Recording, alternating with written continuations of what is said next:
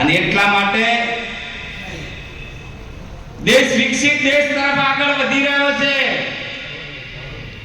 2014 ની અંદર નરેન્દ્રભાઈ મોદી સાહેબે જ્યારે દેશનું સુકાન સંભાળ્યું એ વખતે આપણો દેશ એ આર્થિક રીતે દુનિયામાં 11મા નંબરે હતો.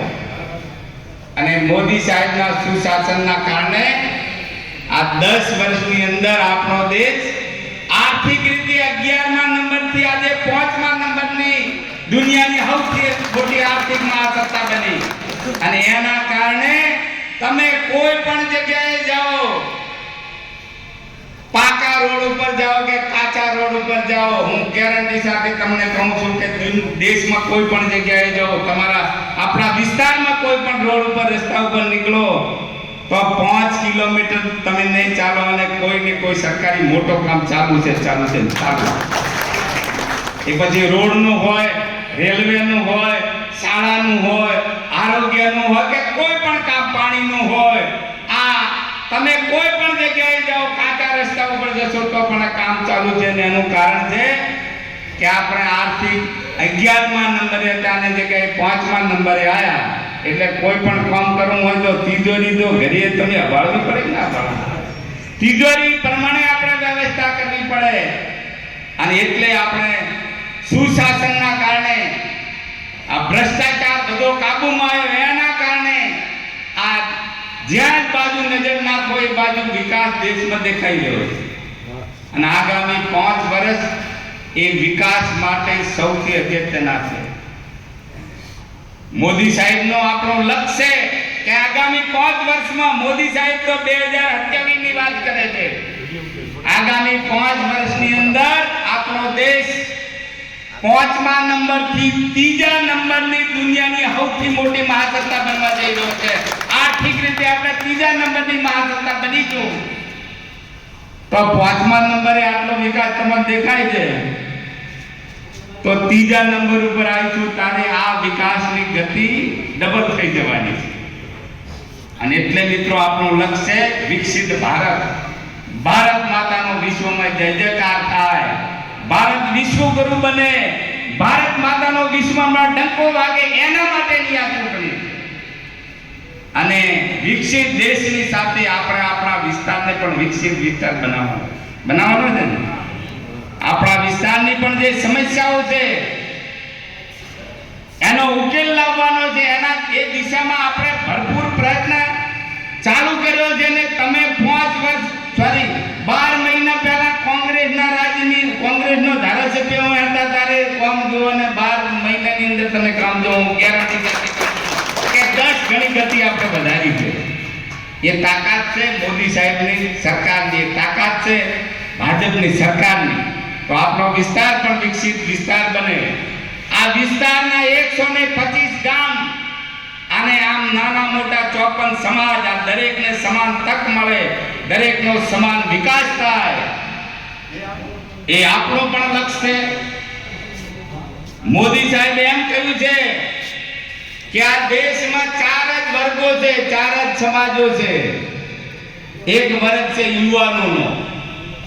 તો યુવાનનો વિકાસ થાય તો બધી 54 સમાજનો વિકાસ થઈ જાય ના થઈ જાય. અને બીજો વર્ગ છે મહિલાઓનો, બહેનોનો. તો મહિલાઓનો વિકાસ થાય, મહિલાઓ આગળ આવે તો આપણા વિસ્તારના 54 સમાજોની પ્રગતિ થાય ના થાય. અને ત્રીજો વર્ગ છે અન્નદાતા એટલે ખેડૂત. આ ખેડૂત સુખી થાય, ખેડૂત સમૃદ્ધ બને, ખેતી સમૃદ્ધ બને તો 54 સમાજનો વિકાસ થાય ના થાય. અને ચોથો વર્ગ છે ગરીબ, જે ગરીબીની રેખા નીચે છે, એ ચોથો વર્ગ છે. એમાં પણ 54 સમાજનો સમાવેશ થાય છે. આ 4 વર્ગોનો વિકાસ કરી અને દેશના 140 કરોડ નાગરિક ભાઈ બહેનોનો સમાન વિકાસ કરી અને 2047 સુધી દેશ વિકસિત દેશ બને, આત્મનિર્ભર બને, એ આપણું લક્ષ્ય. અને લક્ષ્યને હાંસલ કરવા માટે થઈ અને કેન્દ્રની મોદી સાહેબની સરકાર ભગીરથ પ્રયત્ન કરી રહી છે. મોદી સાહેબ, તમને ખબર છે ને આપણા વિસ્તારની અંદર જે સૌથી મોટી સમસ્યા પાણી, મેં સંકલ્પ કર્યો છે કે જ્યાં સુધી આ વિસ્તારના 125 ગામોમાં નર્મદાનું પાણી નહીં પહોંચે ત્યાં સુધી હું કોઈ સન્માન નથી સ્વીકારવાનો. આ કોના ભરોસે મેં સંકલ્પ કર્યો છે? આ વાત એવી છે કે પથ્થરની સામે તપશ્ચર્યા કરીને આમાંથી ભગવાન પેદા કરે. પણ ભરોસો છે કે આમાંથી ભગવાન પેદા મને નરેન્દ્ર મોદી સાહેબ ઉપર ભરોસો છે કે આ વાત સાર્થક થવાની છે, એટલે મેં સંકલ્પ કર્યો છે. અને મોદી સાહેબ દેવદરબારની ચૂંટણી સભામાં કહીને ગયા હતા, હજી પણ મીડિયા ફરે જ છે. હમણાં મારે ભાઈ વિક્રમને એમણે વિડીયો મૂક્યો હતો. મોદી સાહેબે કીધું કે જ્યાં નર્મદાના પાણી નથી પહોંચ્યા ત્યાં પહોંચવાના છે. એ પહોંચાડવાનું કામ ચાલુ છે. કેસાજી તમે મારા વતી બધાને કહી દીધું.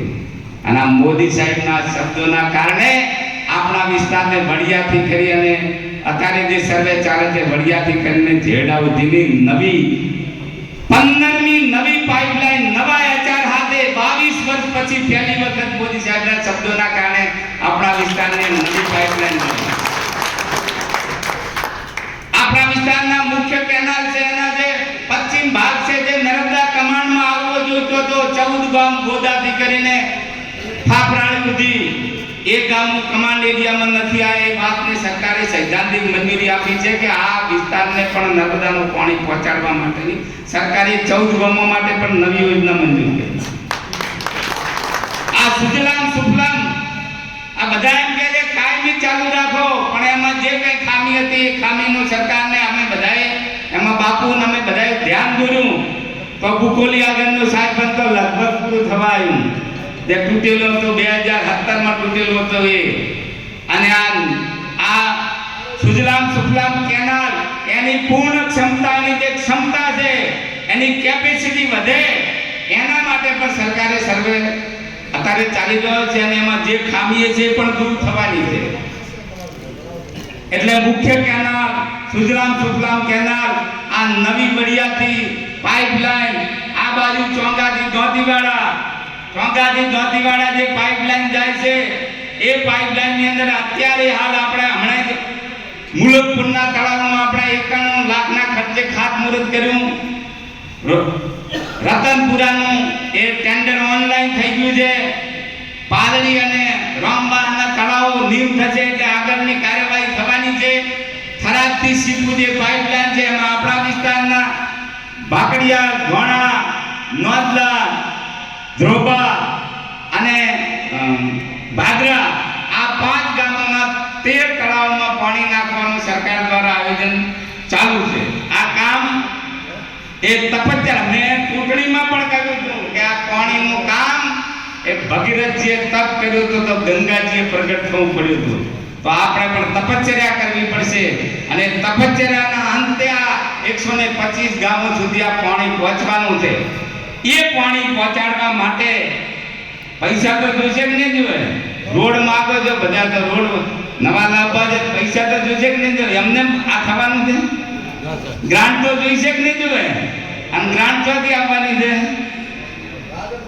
આ લક્ષ્મીજી છે, લક્ષ્મીજીનું વાહન કમળ છે અને કમળને માંથી ચોંટીને મોકલશો તો કમળ ઉપર અસવાર થઈને લક્ષ્મીજી આપણા વિસ્તારમાં વધારશે અને આપણા વિકાસના કાર્ય પૂરા થશે.